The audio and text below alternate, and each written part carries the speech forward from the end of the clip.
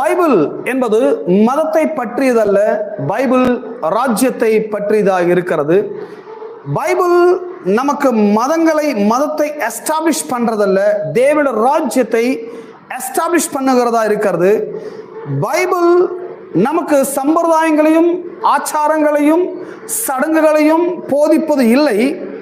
மாறாக பைபிள் நமக்கு அதிகாரத்தையும் வல்லமையும் ஆளுமையும் நமக்கு போதிக்கிறதாய் இருக்கிறது. பைபிள் மதத்தை பற்றியதல்ல, இது ஒரு ராஜ்யத்தை பற்றியது.